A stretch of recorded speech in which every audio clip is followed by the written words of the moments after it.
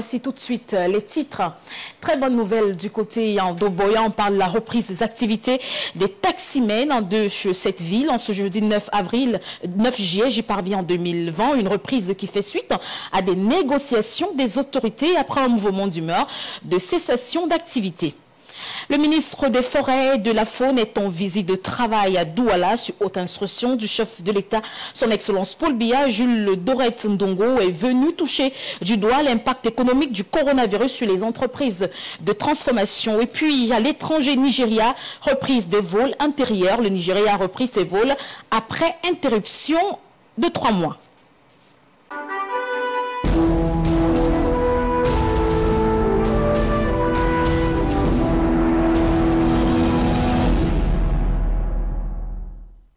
De votre fidélité au journal de la Vespérale, mesdames, messieurs, merci. Je vous l'annonçais en titre, très bonne nouvelle du côté de la région du Sud-Ouest, plus précisément dans la belle ville de Boya.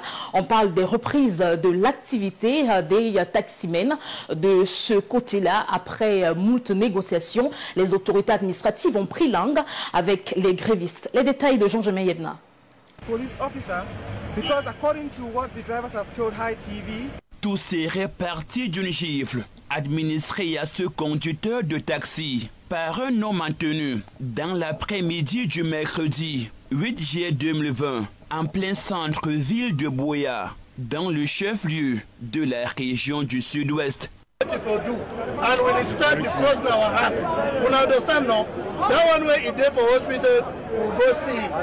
Et selon des informations glanées sur place, l'officier de police incriminé dans cette affaire aurait interpellé le conducteur de véhicule jaune pour le contrôle des pièces et autres documents officiels. Par la suite, l'homme maintenu aurait exigé à ce dernier le versement d'une modique somme de 500 francs CFA qui n'était pas du goût du taximan, d'où intervient donc la gifle et le revirement de la situation.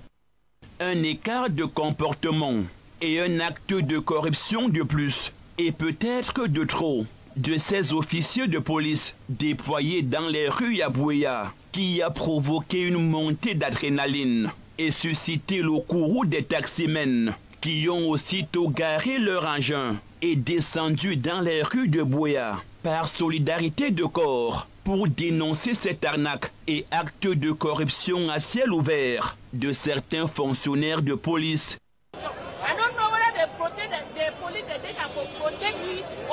Trop c'est trop. Nous sommes vraiment fatigués avec ces policiers qui nous pourrissent la vie tous les jours ici à Boya, même avec les pièces de ta voiture et tes documents personnels. Ils trouvent toujours une occasion pour escroquer les pauvres usagers.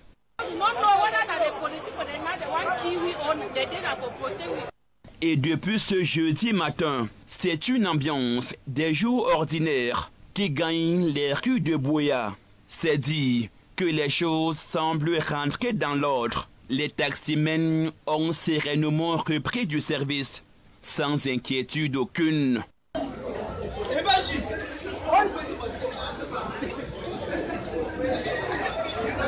Merci à vous, Jean-Jemain Yedna, pour ce compte-rendu. Lutte contre l'insalubrité dans la ville de Garoua à travers une opération dénommée Ville propre Garoua. C'est donc une belle initiative lancée de ce côté-là afin de débarrasser la ville de Garoua de tout déchet plastique à travers donc des sessions de ramassage d'ordures ménagères et bien d'autres. Une opération Garoua Ville propre qui intervient alors que le Cameroun s'est joint récemment à la communauté internationale pour célébrer la journée mondiale de l'environnement. Les détails de Patrick Ngouagnan et Seydou Fonzier depuis la belle ville de Garoua.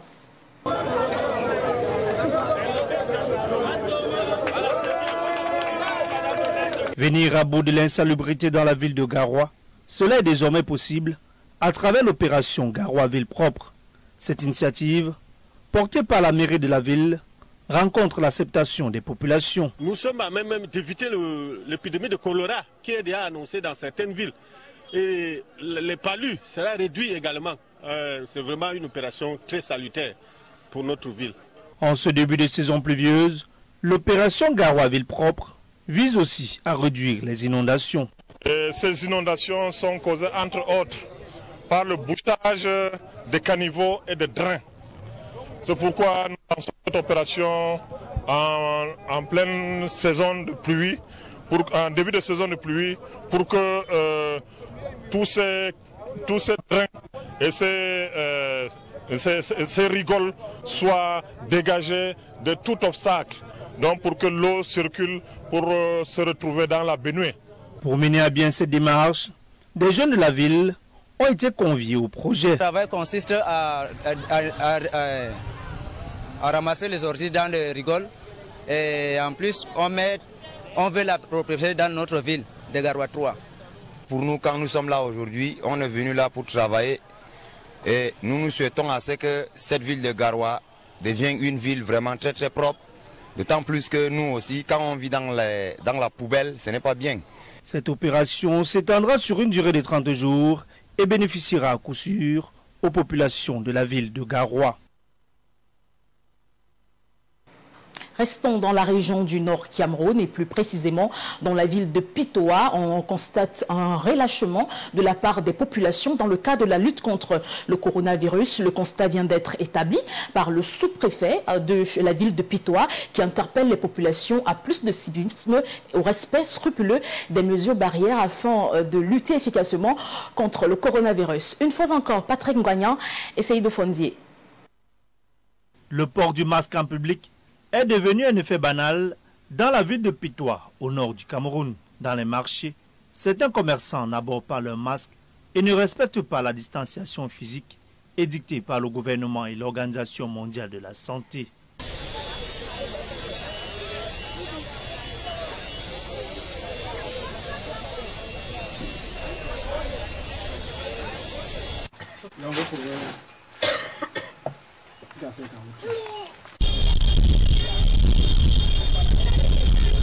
Le sous-préfet de la localité, Michel Oumarou, tire la sonnette d'alarme et appelle à la rigueur et à la prompte réaction des forces de maintien de l'ordre à qui il instruit de traquer les citoyens malveillants.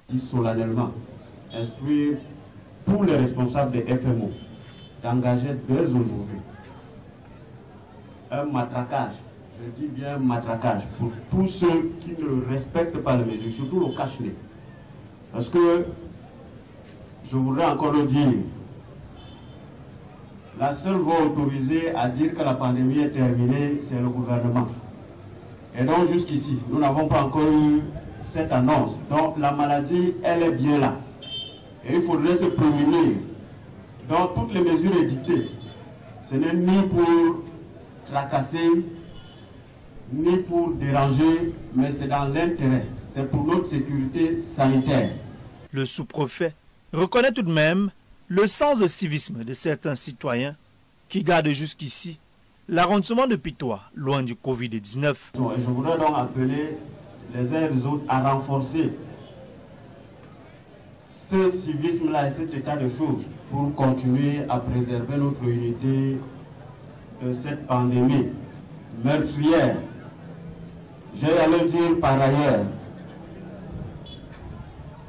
n'attendons pas de voir un voisin tomber du fait de cette maladie pour nous rendre à l'évidence de ce qu'elle est bien là parmi nous. Il faut se prémunir. C'est donc une ville de Pitoa, désormais mobilisée pour tordre le cou à la pandémie, qui reste que jusqu'ici vaincue. Et toujours dans le chapitre de la lutte contre le coronavirus, signalons que l'Union européenne vient de débloquer la somme de 18 milliards de francs CFA pour soutenir l'État camerounais. Ce montant va donc aider les personnes infectées par le coronavirus et mutualiser les forces à travers les campagnes de sensibilisation. On se souvient que l'Organisation mondiale de la santé avait demandé récemment aux organisations non gouvernementales et aux institutions bancaires de soutenir les pays africains. Priscille Messéné. L'Union européenne vient d'effectuer le décaissement d'un montant de 9 millions d'euros, soit près de 6 milliards de francs CFA, sous forme d'appui budgétaire en faveur du Cameroun. Ce décaissement vise à appuyer la réponse gouvernementale face aux conséquences sanitaires et socio-économiques de la Covid-19.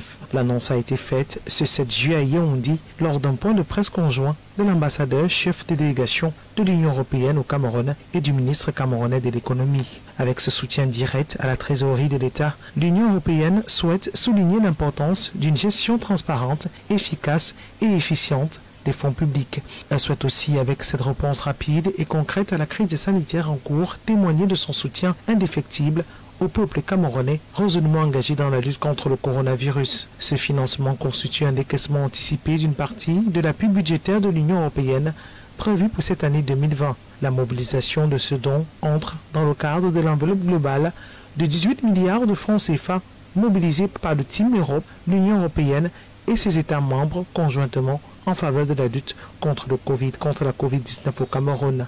Le pays, qui est déjà engagé depuis plus de 3 mois dans la lutte contre la propagation de la maladie, vient d'avoir ainsi le soutien de l'Union européenne pour la prise en charge des patients infectés à la Covid-19, le traitement, mais aussi les campagnes de dépistage qui s'étendent sur l'ensemble du pays. Occasion de limiter le nombre de personnes infectées, la propagation du virus, mais surtout le respect strict des mesures barrières édictées par le gouvernement camerounais et l'Organisation mondiale de la santé. Restons avec vous, Priscille Messéné, et cette fois-ci, vous nous conduisez dans la région de l'Ouest Cameroun, plus précisément dans la ville de Bafoussam. Vous nous signalez que les travaux de comité de gestion de l'hôpital régional de Bafoussam ont été passés donc en revue. Les membres du comité de gestion de la pandémie ont donc siégé afin d'évaluer l'évolution de la maladie et de relever également les bons points. Une fois encore, Priscille Messéné et Herbert Kwamo. Toutes les activités programmées au cours de ce deuxième trimestre de cette année 2020 se sont bien déroulées. Mais le constat le plus marquant est cette baisse drastique du taux de fréquentation de cette formation sanitaire, compte tenu que celle-ci est un centre spécialisé de prise en charge de personnes testées positives à la Covid-19.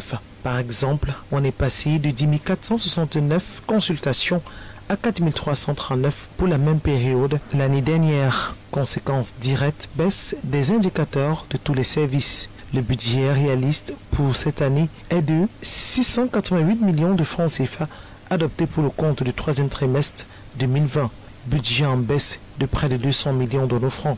Pour pallier à l'insuffisance du personnel soignant à l'hôpital régional de Bafoussam, l'État a doté cet établissement de 20 médecins généralistes spécialisés dans la prise en charge des personnes contaminées à la Covid-19.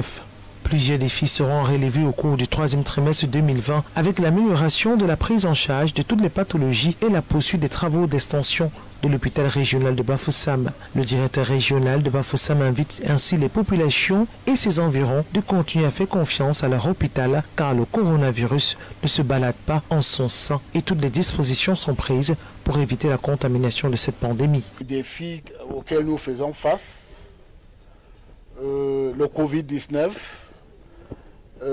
la baisse de fréquentation de notre hôpital, tout ceci aboutir à une baisse des recettes. Mais nous comptons relever le défi dès la semaine prochaine, essayant de sensibiliser, éduquer et persuader la communauté de revenir à leur hôpital. Nous comptons assurer la population de notre disponibilité, de notre assiduité, que le Covid-19 ne balade pas partout à l'hôpital. Ces patients qui viennent à l'hôpital, d'ailleurs même très réduite, à l'heure actuelle, derrière moi, c'est la salle d'hospitalisation où il y a à peine 5 patients, contrairement à ce qu'il y a 2-3 semaines, 1 mois, où on avait 40-50 patients. Donc ça cadre avec ma prédiction ici. Il y a de cela 3 mois, quand ça a débuté, j'avais prédit que au cours à mi-terme de l'année, on va voir la baisse. Le comité de gestion de l'hôpital régional de Bafoussam, très satisfait de la décision du chef de l'État de relever de 5 ans l'âge de départ à la retraite du personnel médicaux et paramédicaux, lui adressera par la même occasion sans délai une lettre de remerciement, d'où l'urgence de veiller à la prise en charge des personnes infectées à la maladie, le traitement de celle-ci, mais surtout le respect des mesures barrières édictées par le gouvernement camerounais pour éviter une probable contamination dans la région de l'Ouest Cameroun. Merci à vous, Précide Messéné.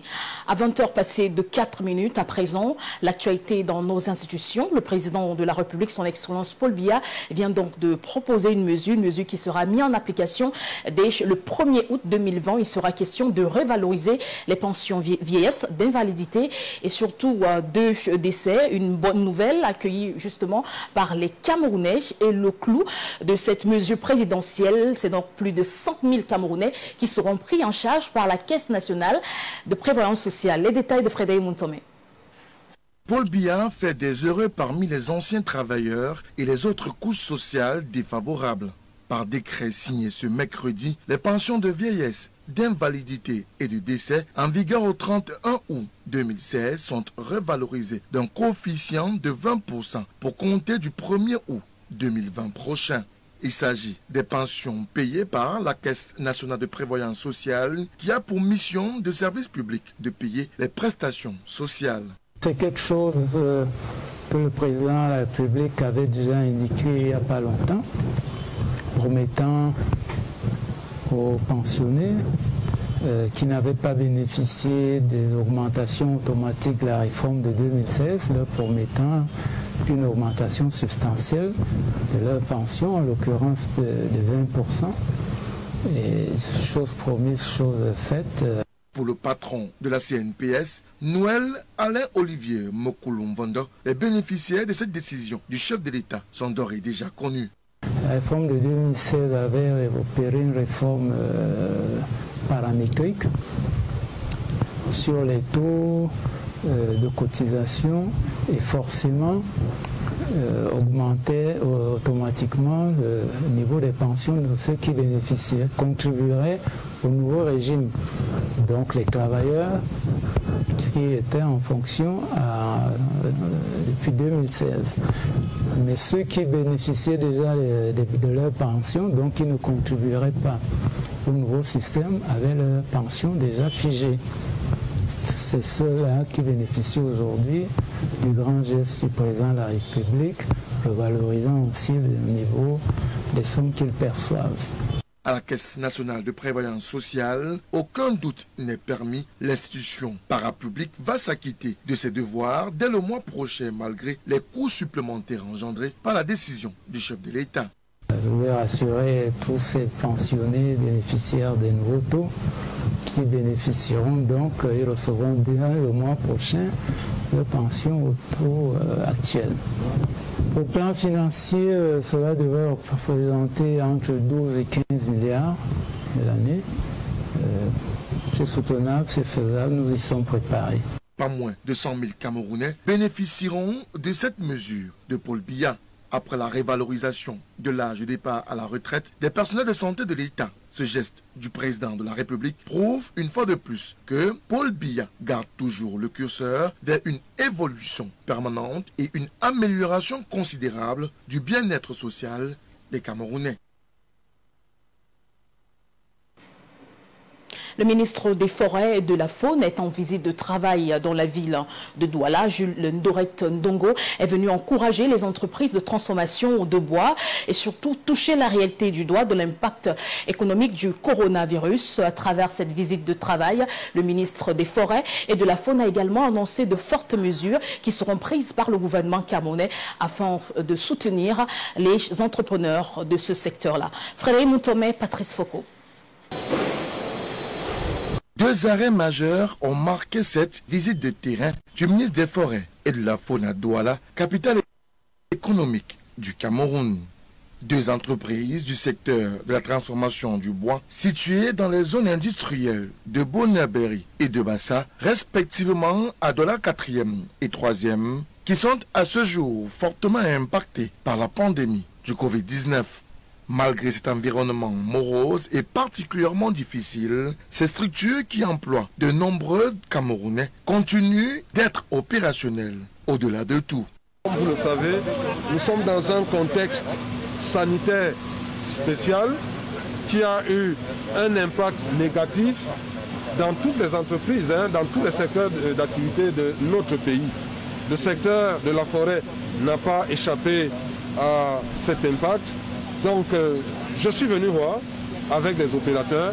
C'est l'occasion également pour eux de formuler leurs préoccupations et à moi de les relayer au gouvernement où elles pourraient être prises en compte par les administrations sectorielles compétentes. J'entends le ministère des Finances, le ministère de l'Économie, le ministère de l'Agriculture, parce que c'est un secteur transversal et beaucoup d'administrations interviennent évidemment sous le leadership du ministère des Forêts et de la Faune. Et n'eussent été ces mesures prises, nous serions à un nombre de personnes déflattées plus élevé.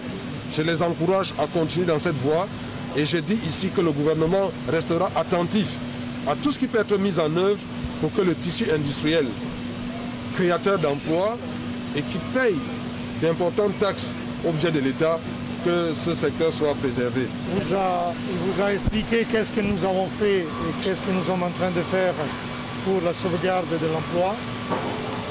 Nous avons de grosses difficultés de vie, de survie liées au coronavirus en particulier et la crise du secteur du bois qui avait commencé déjà en 2019. Après un tour effectué dans ces différentes unités de production, Jules Dorendongo annonce aux opérateurs du bois de Douala la mise sur pied, sur haute instruction du chef de l'État, Paul Biya, d'une plateforme de collaboration avec le gouvernement de la République. Que le président de la République, parmi les mesures qui ont été énoncées récemment, a instruit le ministre de l'Économie et le ministre des Finances de mettre en place une plateforme à l'effet de recevoir et d'écouter les opérateurs économiques qui n'auront pas été satisfaits par les autres mesures qui ont été prises, notamment le report du paiement de certaines taxes, de certains impôts, les allègements fiscaux. Si le secteur des forêts estime que ces mesures prises n'arrivent pas à avoir un effet sur leur activité, ils peuvent se prévaloir de cette institution de M. le Président de la République pour rencontrer le ministre de l'Économie, le ministre des Finances.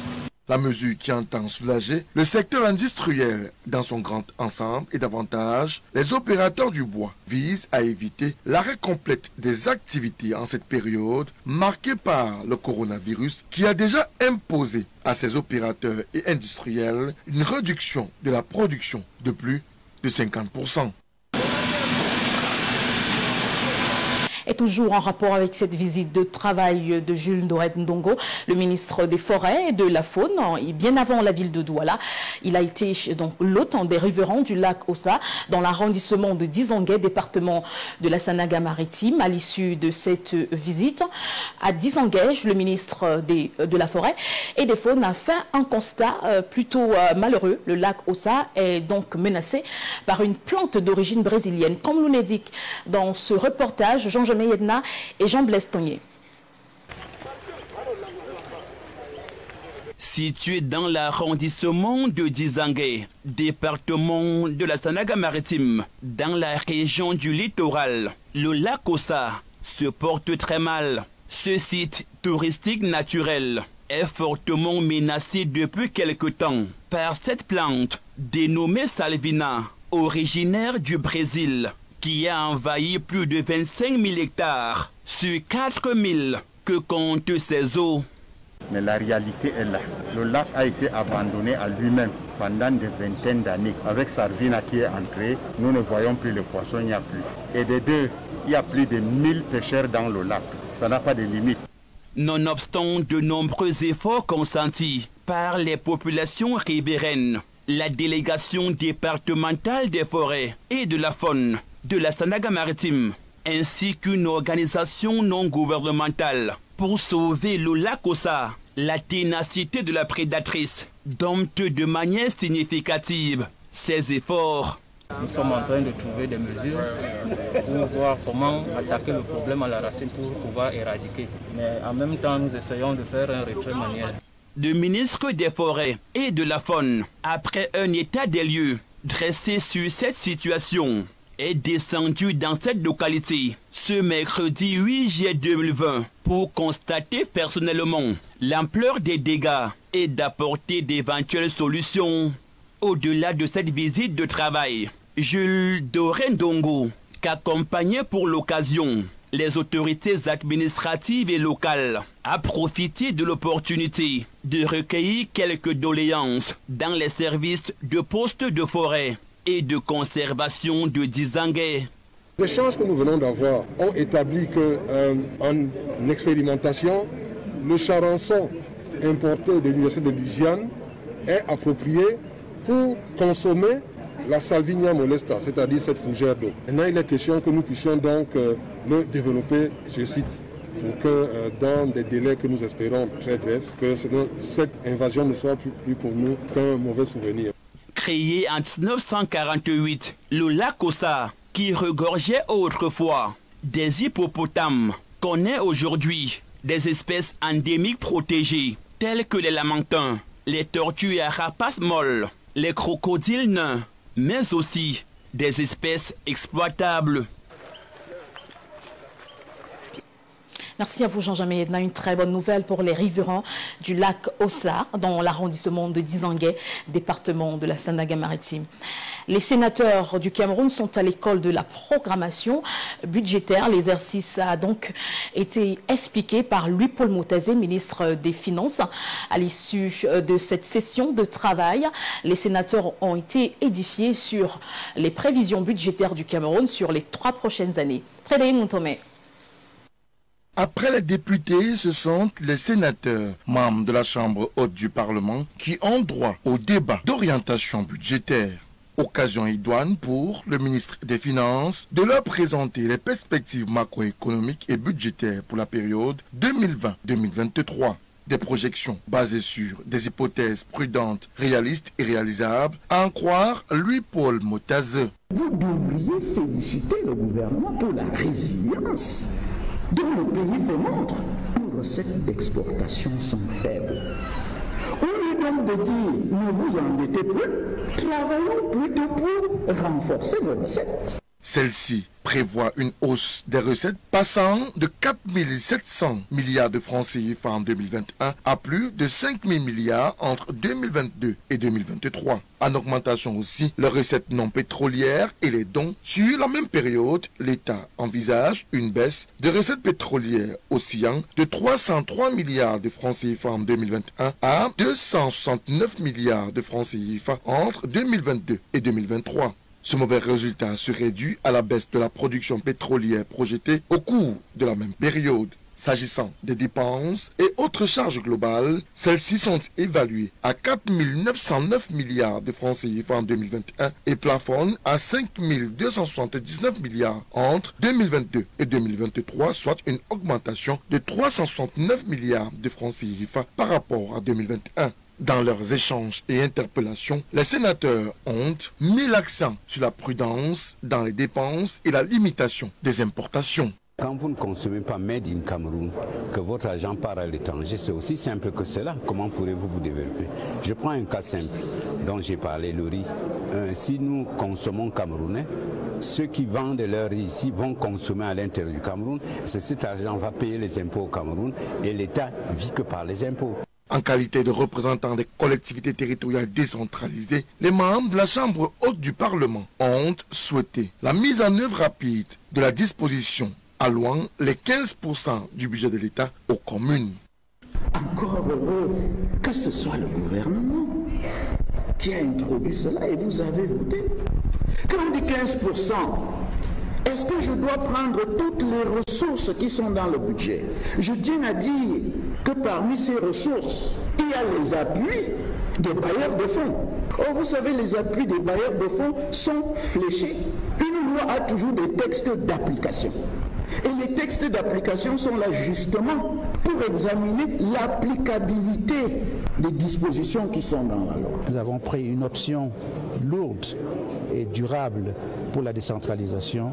Il est temps maintenant de libérer les énergies locales afin qu'elles bénéficient des ressources nécessaires et des compétences nécessaires pour développer nos territoires, parce que c'est à ce niveau-là que se fait le développement réel. Le ministre des Finances, Louis-Paul Motazé, a également tenu à présenter aux sénateurs certains risques qui pourraient mettre en cause les projections ainsi faites sur la période 2021-2023. des risques liés soit à l'évolution de la pandémie du coronavirus, soit encore à l'évolution du contexte macroéconomique et davantage à la mobilisation des appuis budgétaires attendus de la mise en œuvre du nouveau programme économique avec le Fonds monétaire international, FMI.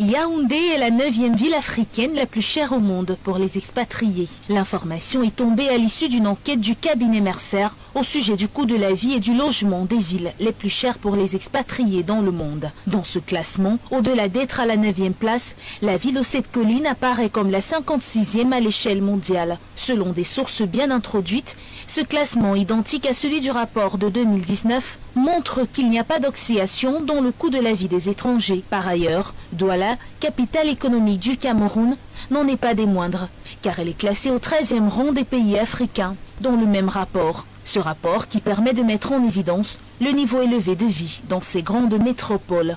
Chose curieuse pour un pays en voie de développement. Rappelons qu'en Afrique, Victoria, la capitale des Seychelles, est la ville africaine la plus onéreuse et la 4e dans le monde. Elle est suivie de la capitale du Tchad, N'Djamena, à l'échelle africaine, puis de Lagos, au Nigeria. Le parcours Vita de Douala fermé momentanément par les responsables de cet espace sportif. Les mesures sont claires en permettre aux populations d'être à l'abri de cette pandémie. Le coronavirus est donc une mesure qui laisse plusieurs personnes perplexes. Nouvelle Apollinaire Bon.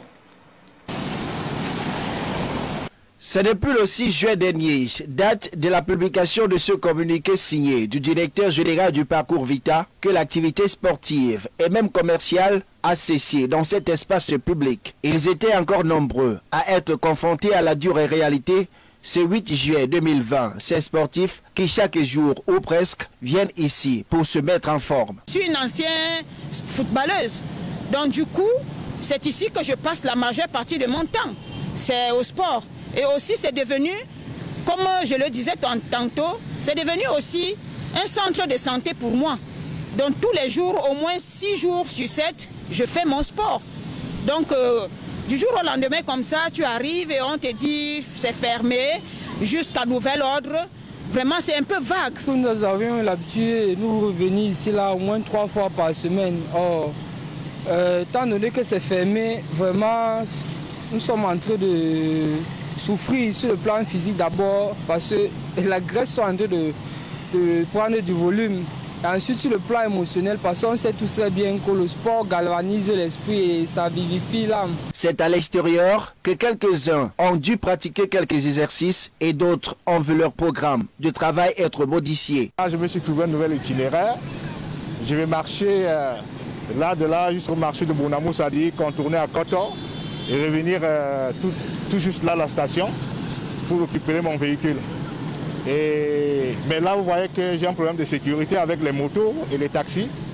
Le fait que le parcours soit fermé, ça nous pose un problème de santé et ça pose un problème de santé publique. Mais il n'y a pas que des sportifs qui ont du mal à gérer cette fermeture du parcours Vita de Douala, mais les commerçants aussi, dans les lieux de commerce, ont totalement été fermés. Là où je me défends, je parviens à nourrir mes enfants. Je sais qu'avant d'entrer au parcours Vita, les gens portent les masques. C'est contrôlé, il y a la police, il y a les vigilants qui sont là pour contrôler. Et les gens ne se collent pas. Même chez nous, les gens ne s'asseyent pas comme ils étaient assis avant. Nous sommes surpris quand on vient un matin, on nous demande de sortir, d'embarquer nos choses. Vraiment, c'est pour nourrir nos familles avec quoi? Les enfants qui vont à l'école, et bientôt la rentrée scolaire, on va payer la scolarité avec quoi? Face à cette situation difficile à gérer pour les sportifs déjà habitués à ce lieu de rencontre, le directeur du parcours Vita, Ken Pamphile, a trouvé un palliatif. Une section APS, une section pédagogique qui a commencé par YouTube et WhatsApp dans les différents groupes sociaux du parcours Vita. Chaque matin, ils vont projeter un certain nombre d'activités Et nous espérons que les sportifs vont profiter pour s'en approprier valablement. Il salue par ailleurs la décision du ministre des Sports et de l'Éducation physique, le professeur Nassis Mouale Kombi, qui va à coup sûr contribuer à une prise de conscience collective de toutes les populations qui fréquentent ces lieux en ce qui concerne le respect des mesures barrières édictées par le gouvernement. Déjà le fait qu'on arrête, ça amène un déclic au niveau des populations qui ont pensé actuellement que c'est déjà achevé, on ne peut plus porter le masque, on ne fait plus ceci. Non, le masque est obligatoire, la distanciation est obligatoire. Actuellement, je crois qu'ils vont prendre conscience que les consignes qu'on donnera la prochaine fois seront scrupuleusement respectées. En attendant la réouverture, c'est un calme plat qui règne actuellement au parcours Vita de Douala, bien gardé par les forces de sécurité aux grandes dames de ces nombreux usagers.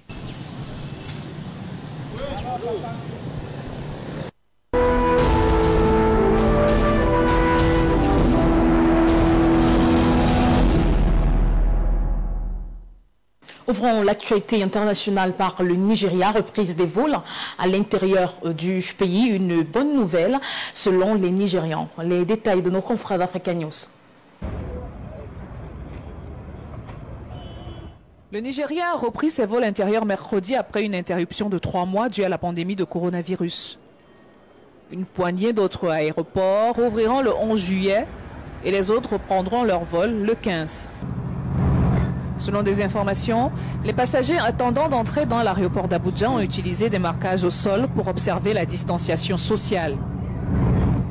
D'autres mesures de sécurité sont en place, notamment la prise de température des passagers par les employés de l'aéroport et la pulvérisation de liquide de décontamination sur les sacs. Des installations de lavage des mains ont également été installées à l'extérieur des bâtiments. La reprise des vols est la dernière mesure prise par le gouvernement pour relancer la plus grande économie d'Afrique, qui a également été durement touché par la faiblesse des prix du pétrole. Ces dernières semaines, il a levé l'interdiction des voyages entre États, autorisé certains élèves à retourner à l'école et permis l'ouverture des lieux de culte. Aucune date n'a été donnée pour la reprise des vols internationaux. Rebond économique en Afrique en 2021, le continent noir devrait se remettre de ce marasme économique provoqué. L'Afrique devrait se remettre partiellement l'année prochaine du marasme économique provoqué par la pandémie de Covid en termes de revenus économiques en 2020 et 2021. Si la pandémie se poursuit au cours du second semestre de cette année, la BAD prévoit une contraction de 3,4% du produit intérieur brut en 2020. En comparaison, la Banque d'Abidjan prévoyait une croissance de 3,9% avant la dollar. Le rebond est également menacé par connaissent les plus fortes baisses de production sur le continent. Parmi les autres facteurs menaçants, citons la faiblesse des prix des matières premières, Afrique de l'Est cette année. Et c'est la fin du 19h45 édition de ce jeudi 9 juillet naturellement.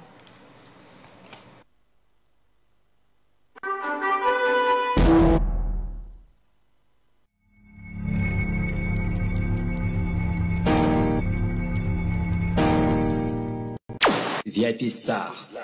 Bientôt, the Dano, so make sure you stay there and watch it. Steezy Pantaco, Symphony. Je suis le maestro Claudie. Je te donne rendez-vous très bientôt sur ta chaîne de télévision préférée, LTM, la télévision du monde. Oui, c'est